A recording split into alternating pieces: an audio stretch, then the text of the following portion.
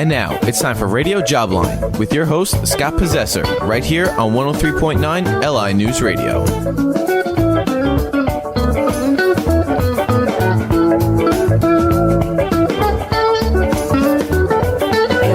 Welcome, everybody. It must be Saturday afternoon at 2 o'clock, or it might be Wednesday night at 9 o'clock. We're on twice a week to talk about your career, talk about the job market, talk about the talent pools, talk about the economy, and we also talk about workplace issues on this radio show. And we've been doing it for, oh my God, 35 years when you consider television and radio added up together.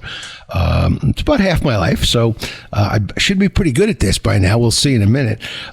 Today I have Aoifa O'Donnell. She's an LCSW and a friend, and one of the best guests we have on this radio show. And she teases me a lot because I have anger issues. So I walked in today and I said, I'm angry. I'm angry about the weather. It's 45-mile-an-hour winds. It's a cold rain. The entrance to the radio studio was blocked by construction workers today, so you have to go back and forth to your car with the sticker in this pouring rain. So I come in and I say I'm aggravated and angry, and Aoifa immediately calms me down. She's got the bedside manner. She knows how to calm down, and I am a bizarre angry person. You know, I'm just angry about everything. You know, so I really appreciate you being here, Aoifa. How are you, my dear? I am fabulous. Thank you. It's my pleasure to be your intermittent therapist, calmer coach. And you've helped me a lot, and we'll talk about that before we get too rolling with the show. Yeah. But let me tell you a little bit about Aoifa if you don't know her, and you should know her, but she's the Chief Executive Officer of National EAP, a firm that delivers employee assistance and corporate development training and coaching services nationwide, a licensed business clinician who earned her bachelor's and master's degree in social work from Stony Brook University. She speaks nationwide about employee psychological and behavioral issues and its impact on the individual, family system, and workplace.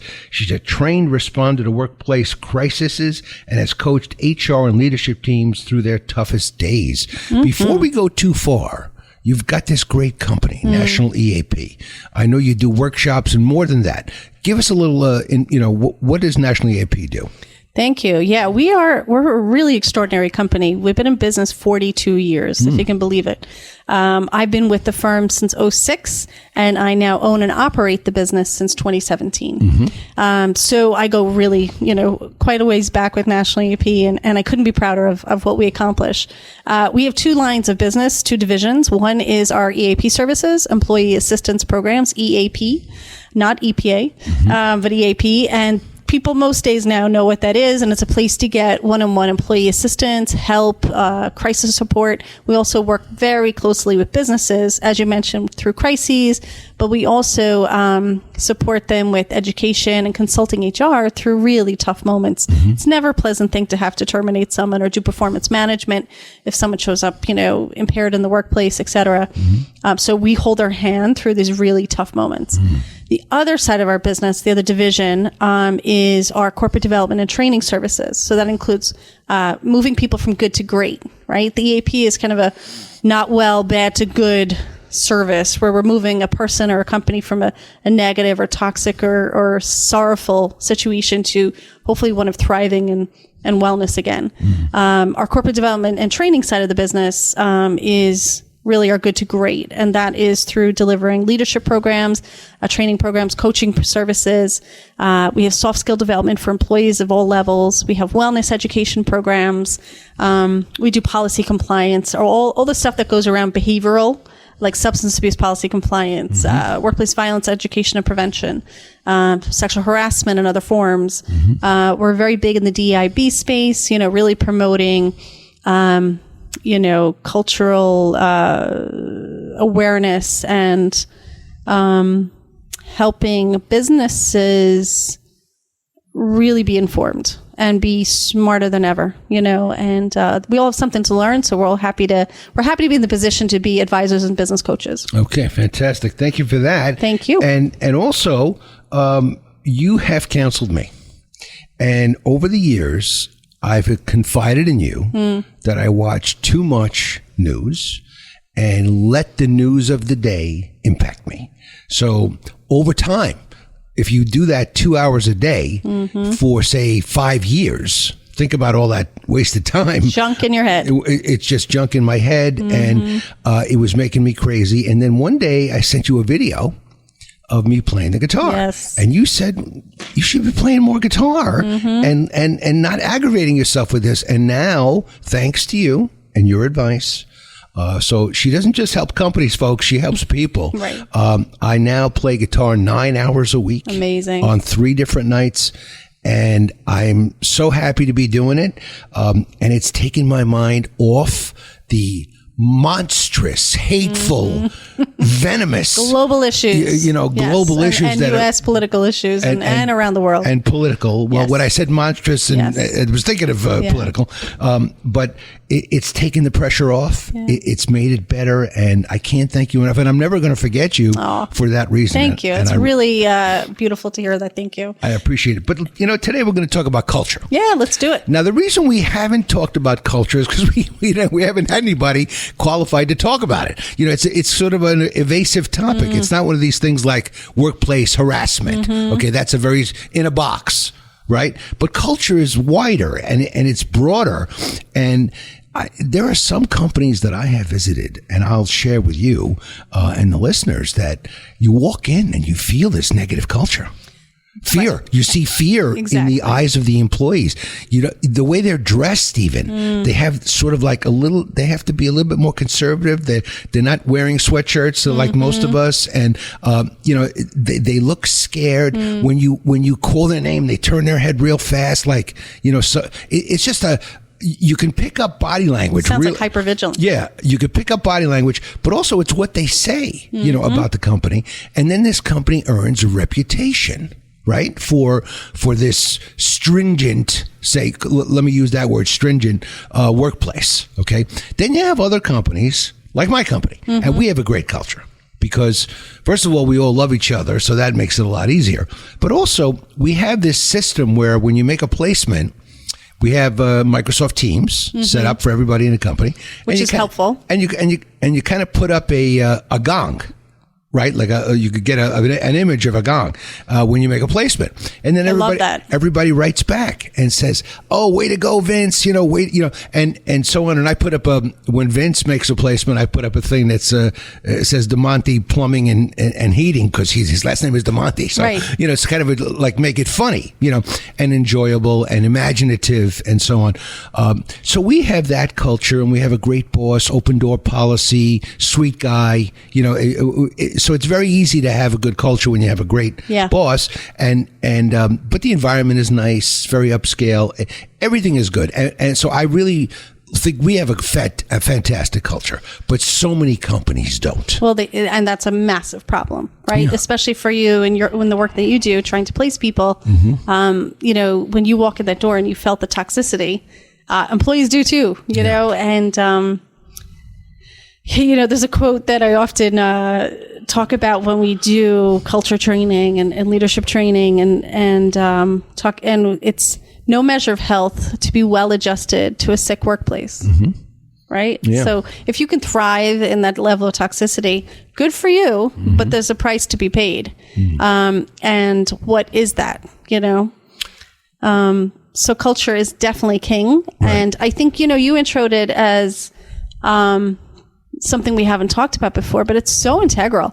We talk about employees, we talk about leadership, but I think that, I'm Irish, so I'll say Trinity. The Trinity of a workplace, the 3 points that need focus is employees, leadership, and culture.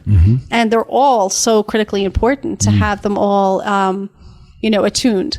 Leadership create culture. Employees participate and create culture. It's a give and take. Right. It's an actual conscious exchange. So there's so much work that businesses need to do, and if culture is king. And without a great culture, you're going to have higher turnover. You're going to have higher levels of burnout. You're going to have higher levels of conflict. You perhaps might have people who will engage in substance abuse or misbehavior in the workplace. You may have aggressive bosses or leaders that think it's okay to behave poorly. Right. You might have subcultures within the group, say accounting team, do really inappropriate things and think it's funny. And, the reason they've been getting away with it for 3 years is because they're not being educated or pulled in on this is what this company stands for, right? So culture, it's so tangible and it's completely intangible as well. But it starts with defining what kind of culture do we want to have in this workplace? What do we stand for? Who are we? What behavior do we expect from our folks, from leadership and employees? How do we want to feel? And if leadership teams, it really behooves them to look at that on an annual basis, if not more, and say, are we doing our job well? So when you think about let's talk about the very large companies, because we're going to go large, medium, and small, okay? So when you have the really large companies, take a company like Tesla or now X, formerly Twitter, run by Elon Musk. Okay, now you either you love him or you hate him, and a lot of people don't like him. And he's one of these guys. I want everybody back in the workplace. I don't want any remote workers, and that sets off a culture. So now people are concerned that are working hybrid. Am I going to have a job? Right. So there's fear. So, I mean, that's the worst possible thing I can think of culturally for a company to have is a situation of fear or anxiety. It's completely counterintuitive, but it is the old school method, right? And it's certainly some cultures approach still.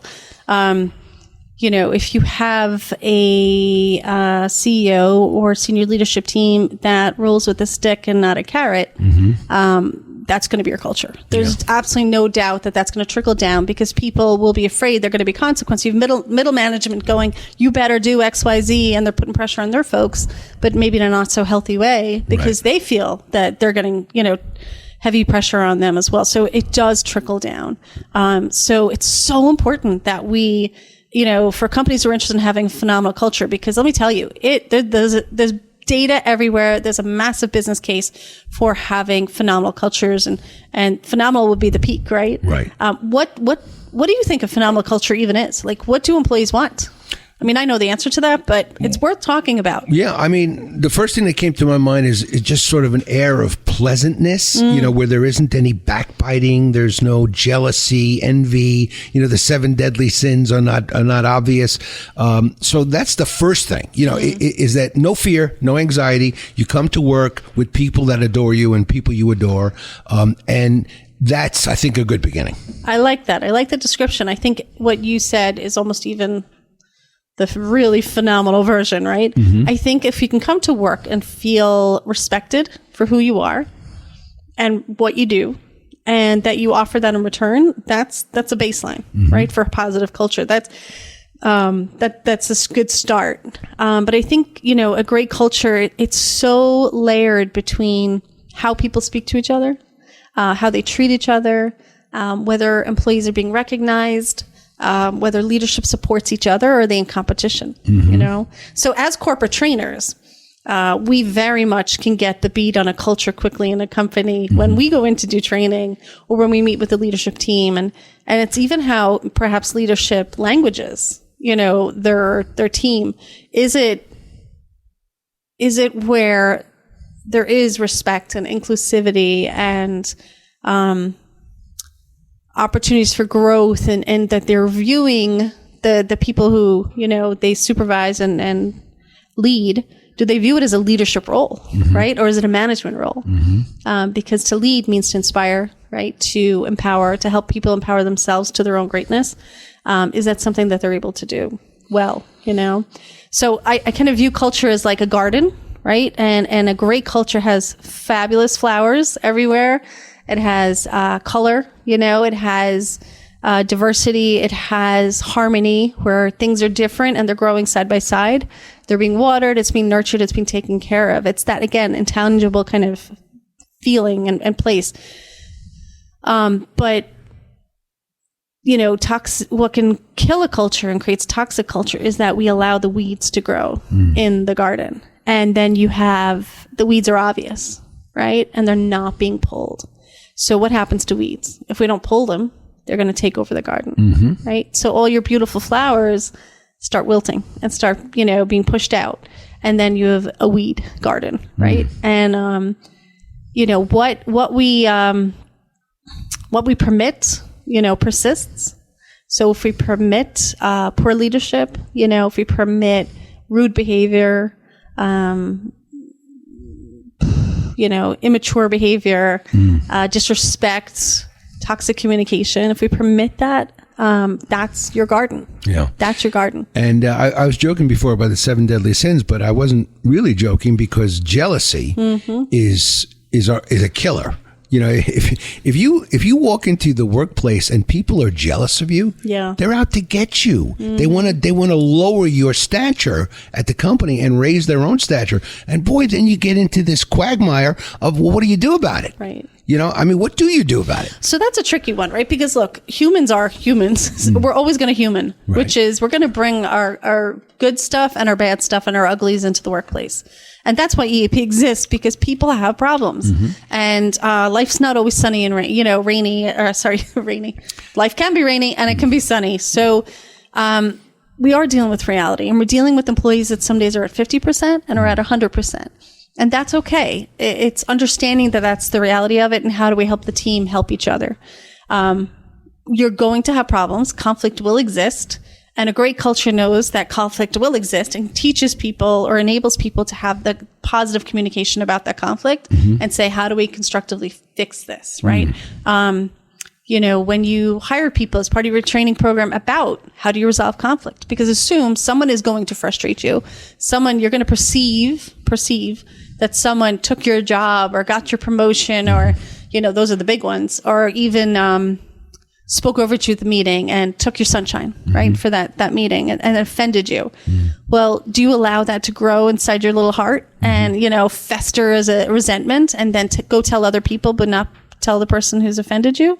That's not responsible behavior. That's spreading the weeds. But I think that people lack a manual here. They completely do. We right? don't know what to do. Now, I'll give you another great example. So I used to work at a place, won't mention the name, of course, of the place. It was a big place. And my direct supervisor, every time I did something, whether I completed a website or did a brochure or did something digital, whatever it was, this is about 20 years ago, he would run into the owner's office, show him what I did, and say, look what I did. Ugh, now, worst. The worst.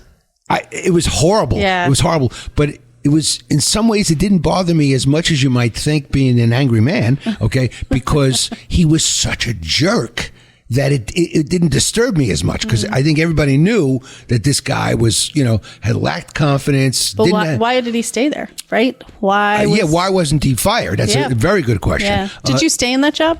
I did for 3 years and never enjoyed a day of it. There you go. But his boss was a great guy, a fabulous guy, and I really liked him. So I was able to work directly with him and some of the other people. So, I kind of ignored him, but eventually he caught up, and but he was just a terrible person. Yeah. So what do you do? Let's say that exact scenario happens, where someone takes credit for your work, goes to your boss, everybody's boss, and says, this is what I did when actually I did it. What should I have done?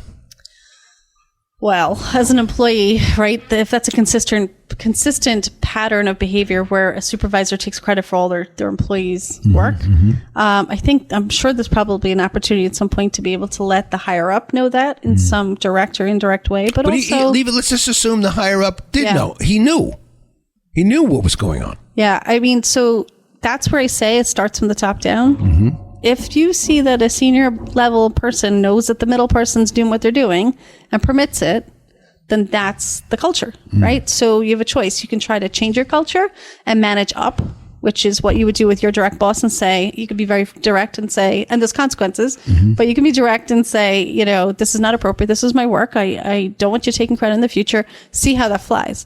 Now, 7 out of 10 people won't do that because they may fear they're going to get terminated, right? And that could be very real.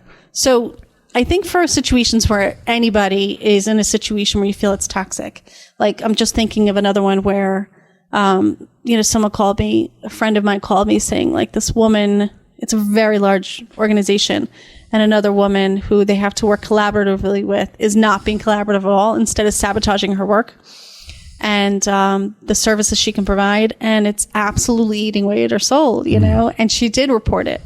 And there was an intervention, but it wasn't an effective one. And then their hands are tied for other reasons that this person's not going to be removed. So there's no consequence. Therefore, this person has to either continue in that situation or make a change.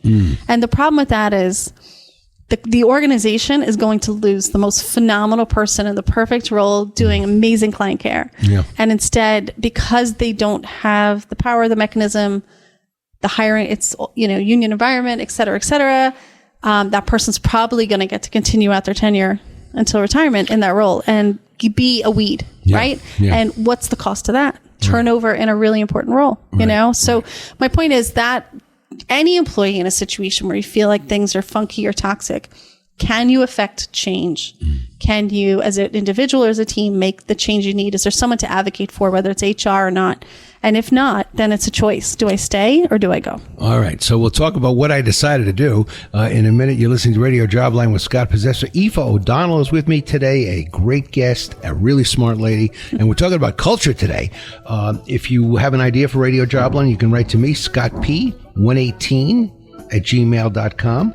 scottp118@gmail.com. If you have questions, I've been getting a lot of letters lately from listeners who are losing their jobs. We're going to be right back with Aoifa O'Donnell after this short break.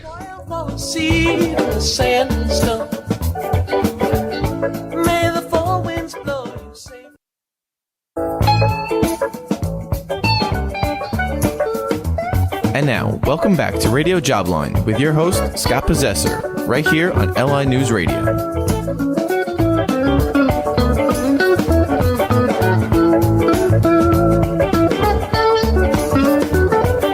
Welcome back, everybody. Listen to Radio Jobline with Scott Possessor. I have my favorite guest on the show today, Aoifa O'Donnell, an LCSW, Chief Executive Officer of National EAP, a firm that delivers employee assistance and corporate development training and coaching services nationwide. We are talking about culture today. How could I have been doing this for so many years and not actually devoted an entire show to building a great culture?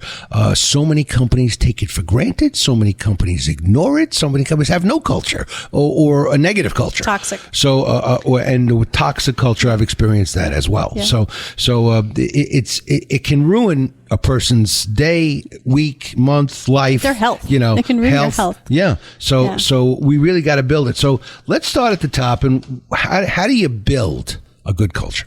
First of all, you got to name it. What kind of culture do we want to have? So you get your leadership team together. CEO has to be at the table, has to be president, CEO, whoever it is, and define it. What kind of culture do we want? What do we stand for? Is it excellent customer service? Is it, an environment of caring, whether it's medical services, whatever? You have to define the culture. That's step one. Step two is you have to train everybody on how to be a part of that culture, how to be in culture, how to show that. What does that look like on a day-to-day basis? So training leaders to be great leaders also is key. So many people are promoted, put into roles, and they're not very savvy as to their own stuff. They don't realize how they don't communicate well, how they perhaps create that toxic feeling in their team, and they really need an intervention. I really want to not forget when we're done with how to build it correctly. Talk about what happens when you enter a company, didn't know about this toxic culture. What do you do then? Okay, but that's a different situation. Let's finish with this is most important is feeling building a positive culture. And every company can change it. Right. I do view it as like trying to turn a cruise ship in the Panama Canal. You can do it. It's going to take you some time. And you're going to do it with great care. And it's multi-level. It's you don't just whip it around and that's it. It can take 5 years. There's a big plan. And often, obviously, we're brought in to build culture, right? Whether it's through EAP, whether it's through corporate development and training services. This is what we do day in and day out. So there's multiple levels, layers. You start from the top, you define it, you start marketing it, you start communicating it, you examine how does it show up in our policies. Do we have to improve our policies? How are we handling, how are we teaching our leaders to lead and inspire people? Are we teaching empathetic communication? Are we teaching DEIB initiatives and education and creating cultures of belonging? I think that's so critical. Back to what I said earlier, every person in this world wants to feel seen and heard and valued. And in some ways it's such an easy thing to do, and in some ways it's so hard for some people. But it starts with looking you in the eye, smiling, saying good morning, recognizing that you're there and treating you like a fellow human. But that's just a tiny little micro behavior, but there's some really big things companies can do. And I want to give shout out to some clients that we have on Long Island that are just incredible at this. Webster Bank is phenomenal at building culture. They have BRGs, which is really about creating opportunities for celebration of diversity amongst their team. And they have so many, ERGs. But they're just so, and they invest in it as a bank. Like they have a team of people that's all they do is build culture and create connection, and celebrate people. And, a team of people that this is their job. Clear Vision. Oh my God. Like, I'm sure so many people know them and herald them for their work, and it's well deserved. They have a team of people that behave in such a kind, considerate, respectful way to their team, and really go above and beyond examining how can we make our employees successful here, and how can we help make their lives easier, and how do we do both, right? How do we always meet in the middle and take care of each other? And I think they even call it a family there, and they're sending the message of like, we care, you belong, and we care about you, and there's an interdependency, not a codependency, but an interdependency of we need each other. And that's a great culture. It's not I tell you and just do it, widget maker. It's we are interdependent. We need each other. Leadership need employees that are motivated, engaged, and want to be there and are rooting for them to succeed. And employees need leaders who are paying attention and care. So instead of the toxic leader that takes credit for your work, there's so many other great ones. You should have employee recognition. So that same person, instead of doing what he's doing, should be saying to me at that time, "Hey, great job on Phenomenal this. job. Let's go show the owner. Come with me. I'll show you." Right? Yeah, it would have been so easy, Aoifa, to do it that way. He didn't have to make it toxic, but he did. But isn't that great like the opposite of the toxic version, right? That's the narcissist, insecure, ego, fragile, terrified that they might get fired and therefore feeling inadequate and desperate and covering up their own gaps. But the opposite, who's got a center core and is like, you know what, I'm here to lead, I'm here to inspire, I'm here to motivate, I'm here to help my team be the best team ever. They're delighted when you give them something great and they want you to shine, and they're going to herald you because guess what? Your light shines back on them. And if a great leader doesn't know that, then you got to go back to class. That's just the bottom line. Right. You're not there as a leader to stand out. You're there to help your team stand out. All right. So you got to hold people accountable. Absolutely. So that's how? The other Let's part. Talk about how. Yeah. So training, right? Then the accountability part. So reward and consequence, similar to family dynamic. Part of a great culture is about recognizing people who are shining, stepping up, the push on teams, we did it last quarter, we met our goals, whatever that is. But the other part of a great culture is having accountability practices. So if people become a weed in your culture, bad behavior, not completing assignments, and really in a big, huge way, right? We have to do performance management as a business. Avoiding holding people accountable means you permit the bad thing to continue. And trust me, employees are paying attention and they're getting that message and they're saying, well, why stay here? Why bother? All right, let me give you a sidebar. So in certain organizations, revenue production is king. Now, let me taking a deep breath. Your top sales guy that's bringing in 50% of the company's revenue, okay, starts throwing his or her weight around. I've seen it happen. Oh, we've dealt with those cases. Okay, so the more that's on the AP side sometimes. The bigger they get, the more they throw their weight around. And then you begin to have this, what used to be a good culture, it's now a toxic culture. Yeah. What do you do about that? Well, what I do and what companies do might be two different things, but you know what? An employer, we've had this situation, well, this guy brings us in 200 million, or 50 million, they're a revenue generator, but they're a drunk, and that's the worst way to say that. They're a person who's struggling with an addiction issue. But the problem is that they're going to social events and they're being viewed as, oh my God, that's Billy the drunk, Right. And that's terrible. That's not good for the company. So here's the problem, though. Most employers, when you have someone bringing in 50 million, it's a risk reward analysis. And typically, unfortunately, change doesn't happen until there's the risk of losing is bigger than the risk of reward, right? But this is where the tangible and intangible meet, is that, if this person's creating harm amongst a team and you're losing other key people, there's massive risk there. And, you're not just losing sales for that year, you're losing sales for the next 5 years, So I think companies sometimes struggle with these big issues of like, well, they're able to do the job, but they're absolutely demotivating, creating fights everywhere, massive amount of management being needed to be done to maintain and keep this person in line. At some point, most employers end up having to let that person go if they don't do proper on-time performance management. You can still have someone that's an amazing producer, but you don't have to put up with bad behavior. You just don't. It just seems like they go together. I know, but they don't always. They don't always. Instead of taking more people under your wing and proving that you're a great leader, you begin to distance yourself from the little people. An intervention is needed. And I think that coaching services to help a person be more successful in the role, like, okay, do the job well, get the money in, but also let's build bridges with people and not blow them up. Let's keep the team you have and nurture them. And like it is possible to help people, increase their emotional awareness, their emotional intelligence, learn the tenets of what makes great leaders. Often the type of personality, we've seen this over the years on the EP side and then on the coaching side, it is someone who is laser focused, driven.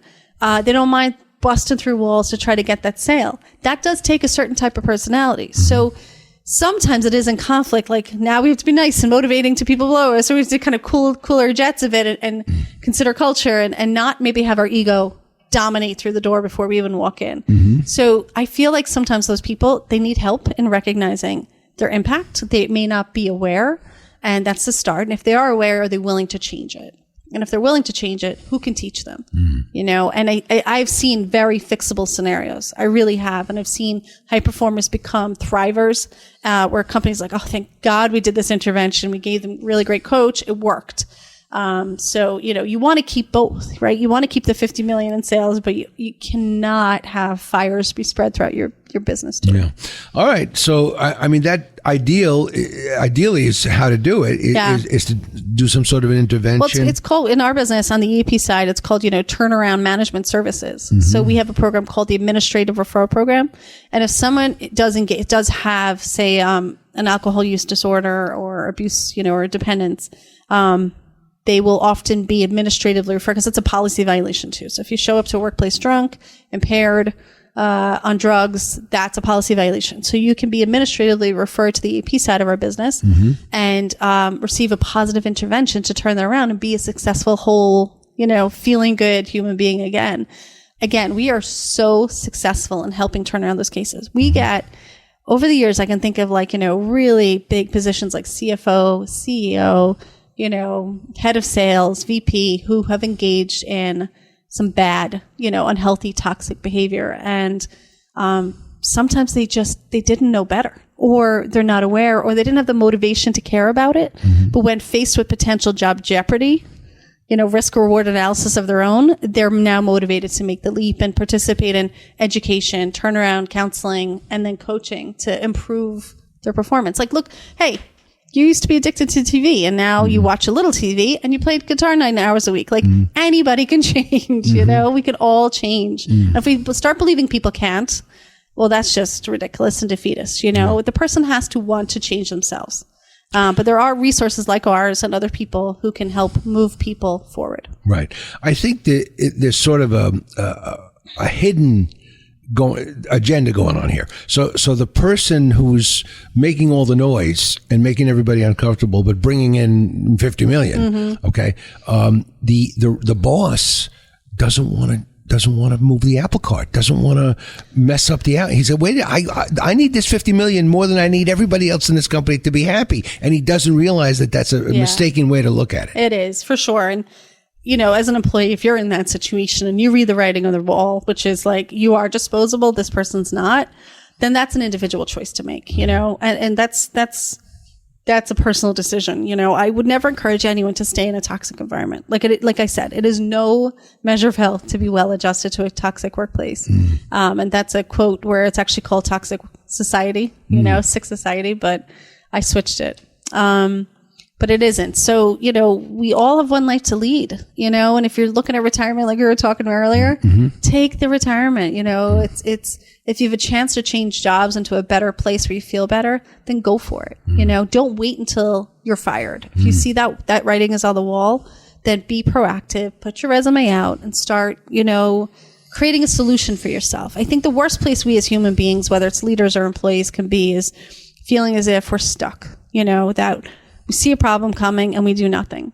And when you move into a place of action, then it reduces your anxiety and you feel empowered. Like, okay, I'm in a toxic work environment. I didn't expect it to be like this. I really had better hopes for this. This is soul crushing. I'm disappointed. All right, I'm going to give myself 6 months to find a new job and to get out of here. And in the meantime, I'm making a decision to stay for 6 months. I'm going to show up and do my best and keep my head down, whatever it is I need to do to minimize shrapnel, right? To minimize the pain and be successful in that space while working in tandem with a plan to change your circumstance. Like I said earlier, if you can't change it internally, then it's a choice to leave. All right. So we were building a good culture. We were focused on that, and we didn't get to the employee recognition piece, which I think is very big and kind of easy. It's not like it's so difficult, but somebody does something good, recognize them. Like I always make a big deal every year when we have our Christmas party. We give these little certificates of accomplishment. So the number one biller gets a little like a cardboard certificate, which probably costs $5 to make. And I always say, shouldn't we get something nicer? Maybe with a little wood frame, that looks like a diploma or something, has that more professional look to it. I mean, it's going to be $10 or $12 versus $5. Why don't we do that? And then people will fight back and say, well, we have so much budget and so, but I think employee recognition, whether it's a bonus or a plaque or even a pat on the back, is so valuable in building a positive culture, especially if there's a little bit of toxicity floating around. Yeah. And listen, there's always going to be some weeds that pop up and you can water them. You can pluck those weeds and water the flowers. You can retrain people who didn't know better, but now do know better. Right. And that's why I think, workplace education is like the first thing that goes out the window when the pressure, gets turned up in a workplace for performance or productivity, et cetera. But the problem with that is then we're not elevating our game. We're just doing the same old, and we're allowing leaders to lead ineffectively or poorly or to have poor communication channels. And we're allowing employees to continue to be confused and disconnected and not understanding the mission and the purpose and the values of the company. It's so important to invest time in bringing people together and creating cultures of connectedness, and where people feel like, oh yeah, I want to help grow us forward, and it's the return on that is huge. Look at any of the successful companies on Long Island and talk to them and get tips from them. There's some folks really doing such good work. So we can also do more employee engagement. Well, 100%. That all ties into it. Culture is part of engagement. Employee recognition and employee engagement. Yeah. So effective performance management, which means, hey, I see when you're being great, and hey, I'm also going to talk to you and give you feedback when I see there's something you're not excelling in. Not a punishment. It's just honest feedback, right? We all need that in life. But people want to know when they've done a great job, so spotting, it's a parenting philosophy as well, 3 to 1, have a rate of praise 3 to every negative. Same in the workplace, catch people being good. Years and years ago at National EP, I noticed our team got funky. We got toxic. It was a lot of like negativity, just, complaints, blah, blah, blah. I was like, man, how do I turn that? I'm like, wait, the fish stinks from the head, right? The fish stinks from the head, which meant I was leading that toxic ship. I was like, oh, wow. It's hard to believe, but no, okay. I know, but we all have to learn and grow. And I was feeling stress and pressure and et cetera. So, I permitted it. I saw what was going on and I wasn't really paying attention until one day I went, oh my God, this is stinky. I don't want to be here. So I want to have a great place that I show up to, right? I think all people do. So we're so important to the harmony of everybody. So what I did anyway was start, I made it up. I made a competition, where everybody had to catch each other being good and celebrate that moment for them by putting it on a piece of paper in the conference room. And so, whoever had the most comments about other people won, first, second, and third prize. So, I don't think they understood why I was asking it, but it was behavioral management. It's cognitive behavioral management. So I have people thinking differently, looking around and saying, let me catch you being good, Scott. Let me not, expect you to da-da-da-da-da. Instead, let me look for the good. Let me look for when you're succeeding or having a win. And then I'm going to compliment you on it. I'm going to write it on the conference board. And I did that for 2 weeks. I figured 2 weeks, people will maybe get out of the funky scanning, the negative scanning, and move to a more positive scanning. And it absolutely helped. It absolutely worked. So we all have to be creative with that and say the fish stinks from the head. So if we have that in our workplace, what can we as leaders do differently? Okay. So what about things like diversity, inclusion? What can we do to make the company even stronger in their culture? Oh, gosh, there's so much. I mean, what is our language and our policies? It really also policies, because we haven't policies talked create about behavior. policies, yeah.